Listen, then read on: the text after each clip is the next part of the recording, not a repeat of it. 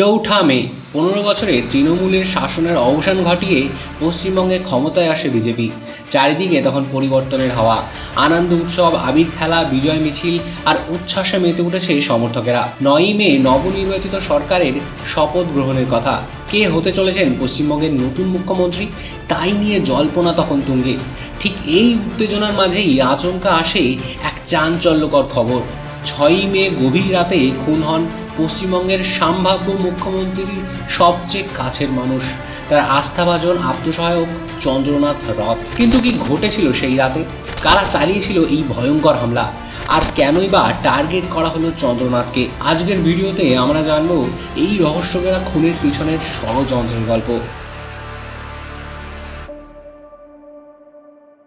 চন্দ্রনাথ রথ রাজনীতির মঞ্চে তিনি কখনো সামনে আসেননি, কিন্তু ক্ষমতার করিডরে ছিলেন অত্যন্ত পরিচিত এক নাম। পশ্চিমবঙ্গের বিরোধী দলনেতা শুভেন্দু অধিকারীর দীর্ঘদিনের ব্যক্তিগত সহকারী ও আস্থাভাজন হিসেবে কাজ করতেন তিনি। রাজনৈতিক বৈঠক থেকে শুরু করে গুরুত্বপূর্ণ সফর, প্রায় সর্বত্রই শুভেন্দু অধিকারী ছায়া সঙ্গী হিসেবে দেখা যেত চন্দ্রনাথকে। তবে তার জীবন শুধুমাত্র রাজনীতির সঙ্গেই জড়িয়ে ছিল না। একসময় তিনি ইন্ডিয়ান এয়ারফোর্সে কর্মরত ছিলেন। শৃঙ্খলাবদ্ধ সামরিক জীবনের অভিজ্ঞতা তাকে খুব ঠান্ডা মাথার এবং সংগঠিত মানুষ হিসেবে পরিচিত করে তোলে। চাকরি ছাড়ার পর ধীরে ধীরে তিনি রাজনৈতিক মহলের সঙ্গে যুক্ত হন এবং পরে শুভেন্দু অধিকারীর অন্যতম বিশ্বস্ত সহযোগীতে পরিণত হন। উত্তর 24 পরগনার মধ্যম গ্রামের ডহরিয়া মাইকেলনগর এলাকার বাসিন্দা চন্দ্রনাথ স্থানীয়ভাবে পরিচিত মুখ ছিলেন। প্রতিবেশীদের মতে তিনি সাধারণ জীবনযাপন করতেন এবং খুব বেশি প্রচারের আলোয় থাকতে পছন্দ করতেন না।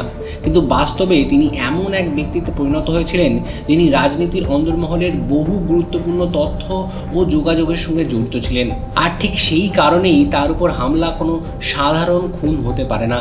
পুলিশের ধারণা এটি ছিল অত্যন্ত ঠান্ডা মাথায় পরিকল্পনা করা একটা টার্গেটেড অ্যাসাসিনেশন, যেখানে খুনিদের লক্ষ্য ছিল শুধুমাত্র একজন মানুষ, চন্দ্রনাথ রথ। 2026 সালের 6ই মে রাত তখন 10টা পেরিয়েছে। উত্তর 24 পরগনার মধ্যম গ্রামে ডহরিয়া এলাকায় যশোর রোড ধীরে ধীরে ফাঁকা হয়ে আসছে। দিনের কোলাহল থেমে গিয়ে চারপাশে তৈরি হয়েছিল এক অস্বাভাবিক নির্জনতা। ঠিক সেই সময় নিজের সাদা স্করপিও এসইউভিতে বাড়ি ফিরছিলেন চন্দ্রনাথ রথ। তদন্তকারীদের দাবি, চন্দ্রনাথের গতিবিধির ওপর আগেই নজর রাখা হয়েছিল। খুনিরা জানতো তিনি কোন রাস্তায় ফিরবেন, গাড়িতে কোথায় বসবেন, এমনকি কোন সময় ওই এলাকায় পৌঁছবেন। পুরো অপারেশনটি ছিল মিনিটে মিনিটে পরিকল্পিত। পুলিশের তদন্ত অনুযায়ী অন্তত 4টে বাইকে 8 জন দুষ্কৃতী তার গাড়ি অনুসরণ করছিল। এর সঙ্গে ছিল একটা ছোট্ট হ্যাচব্যাক গাড়ি, যাতে লাগানো ছিল ফেক নাম্বার প্লেট। সেই গাড়িটি যশোর রোডের নির্জন অংশে এসে চন্দ্রনাথের স্করপিওর পথ আটকে দেয়। গাড়ি থামার সঙ্গে সঙ্গেই দুই দিক থেকে এগিয়ে আসে বন্দুকধারীরা। তদন্তকারীরা বলছেন, হামলাকারীরা ছিল অত্যন্ত প্রশিক্ষিত শার্প শুটার। তারা পয়েন্ট ব্ল্যাঙ্ক রেঞ্জ থেকে একের পর এক গুলি চালায়। মোট 4টি গুলি ছোড়া হয়, যার মধ্যে 3টি লাগে চন্দ্রনাথ রথের শরীরে, বুক ও পেটের অংশে। তার গাড়ির চালকও গুলিবিদ্ধ হন। সবচেয়ে ভয়ঙ্কর বিষয় হলো, পুরো হামলাটি কয়েক সেকেন্ডের মধ্যেই হয়ে যায়। স্থানীয় মানুষ কিছু বোঝার আগেই আততায়ীরা দ্রুত পালিয়ে যায়। পরে তদন্তে জানা যায়, হামলার পর তারা বাইক ব্যবহার করে এলাকা ছাড়ে এবং কিছু দূরে গিয়ে বাইক ফেলে দেয়। উদ্ধার হওয়া একটি বাইকের চেসিস নাম্বার পর্যন্ত ঘষে মুছে দেওয়া হয়েছিল, যাতে পুলিশ সহজে শনাক্ত করতে না পারে। তদন্তকারীদের মতে এটি একটি আকস্মিক রাগ বা ব্যক্তিগত শত্রুতার ঘটনা নয়।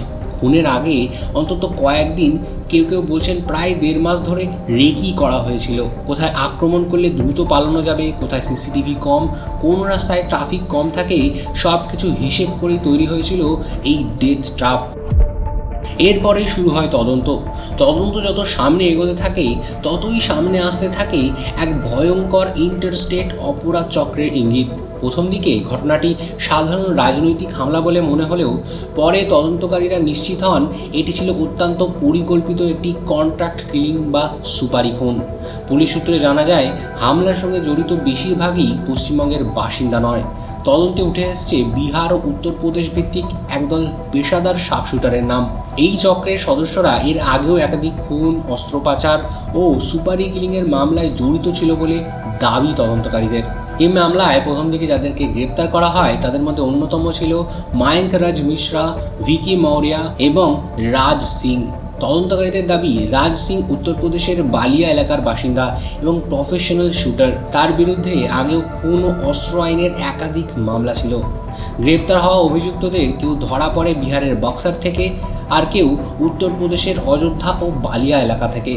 এই তথ্য থেকেই তদন্তকারীরা বুঝতে পারেন পুরো অপারেশনটি স্থানীয় গ্যাংয়ের কাজ নয়, বরং এর পিছনে ছিল সংগঠিত ইন্টারস্টেট নেটওয়ার্ক।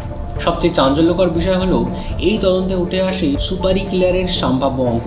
বিভিন্ন গোয়েন্দা সূত্রের দাবি, এই হত্যাকাণ্ডের জন্য 30 লক্ষ থেকে 1 কোটি পর্যন্ত টাকার চুক্তি হতে পারে। যদিও পুলিশ এখনও আনুষ্ঠানিকভাবে সেই অঙ্ক নিশ্চিত করেনি, তবুও তদন্তকারীরা এটিকে হাই ভ্যালু টার্গেট কিলিং হিসেবেই দেখছেন। তদন্তে আরও জানা যায়, খুনের জন্য ব্যবহৃত কিছু বাইক ও গাড়ি ভুয়ো পরিচয়ে সংগ্রহ করা হয়েছিল। একটি গাড়ি আবার OLX-এ বিক্রির বিজ্ঞাপনও দিয়ে রাখা হয়েছিল, যাতে প্রয়োজনে দ্রুত সেটি সরিয়ে ফেলা যায় এবং তদন্ত বিভ্রান্ত হয়। তদন্তকারীদের মতে এই চক্রের সদস্যরা শুধু ভাড়াটে খুনি নয়, তারা অত্যন্ত সংগঠিতভাবে কাজ করে।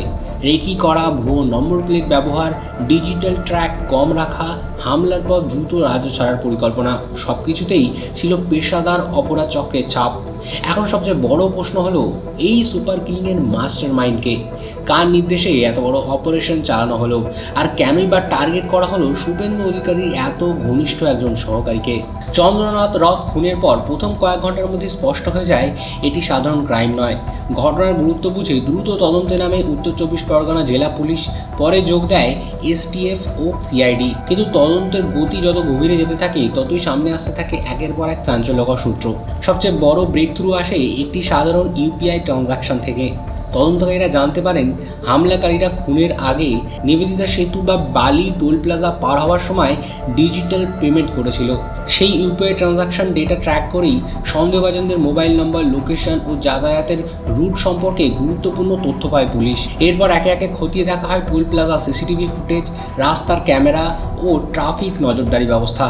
তদন্তকারীরা দেখতে পান কয়েকটি বাইক এবং একটি সন্দেহজনক গাড়ি দীর্ঘ সময় ধরে চন্দ্রনাথ রথের গাড়িকে অনুসরণ করছিল। পরে সেই গাড়ির নম্বর পরীক্ষা করে জানা যায় সেটি ছিল ফেক নাম্বার প্লেট। আসল নম্বরটি উত্তরবঙ্গের শিলিগুড়ির একটি গাড়ির সঙ্গে মিলে যায়। পুলিশ আরও জানতে পারে, হামলার পরে আততায়ীরা কয়েকটি বাইক ফেলে পালিয়ে যায়। খুনের আগে অন্তত কয়েকদিন ধরে রেকেই চালানো হয়েছিল। তদন্তকারীরা মোবাইল টাওয়ার ডাম্প অ্যানালিসিস করে দেখতে পান কয়েকজন সন্দেহভাজনের ফোন বারবার একই এলাকায় সক্রিয় হয়েছিল, অর্থাৎ খুনের আগে থেকেই তারা রুট, সময় ও নিরাপত্তা পরিস্থিতি পর্যবেক্ষণ করছিল। এই সব সূত্র সামনে আসার পর মামলাটি দ্রুত রাজনৈতিক ও জাতীয় গুরুত্ব পায়। রাজ্য সরকারের সুপারিশে 13ই মে তদন্তভার আনুষ্ঠানিকভাবে হাতে নেয় central bureau of investigation. CBI নতুন FIR দায়ের করে এবং DIG পঙ্কজ কুমার সিংয়ের নেতৃত্বে 7 সদস্যের বিশেষ টিম গঠন করা হয়। এই টিমে দিল্লি, পাটনা, লখনৌ এবং রাঁচির অফিসারদেরও যুক্ত করা হয়। CBI ইতিমধ্যেই ঘটনাস্থলে ফরেন্সিক বিশেষজ্ঞ পাঠিয়েছে এবং আন্তঃরাজ্য অপরাধ চক্রের সম্ভাবনা খতিয়ে দেখা শুরু হয়েছে।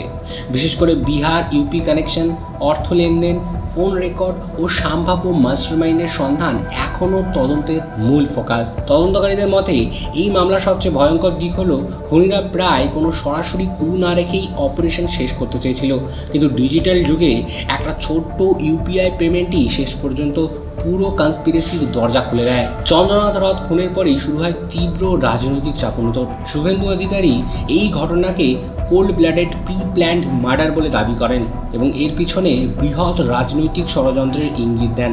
অন্যদিকে অল ইন্ডিয়া তৃণমূল কংগ্রেস সমস্ত অভিযোগ অস্বীকার করে CBI তদন্তের সহযোগিতার আশ্বাস দেয়। কিন্তু তদন্ত যত এগোচ্ছে ততই বাড়ছে রহস্য। কে দিল সুপারি? কেন টার্গেট করা হলো শুভেন্দু অধিকারীর এত ঘনিষ্ঠ সহযোগীকে?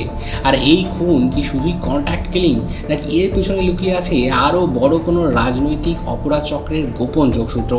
এই প্রশ্নগুলির উত্তর এখনও মেলেনি। আর সেই কারণেই চন্দ্রনাথ রথ মামলা এখন শুধু একটি খুনের তদন্ত নয়, বরং পরিণত হয়েছে পশ্চিমবঙ্গের অন্যতম আলোচিত ও রহস্যঘেরা একটি রাজনৈতিক ক্রাইম স্টোরিতে। এই ভিডিও নিয়ে আপনার কি মতামত কমেন্টে জানান।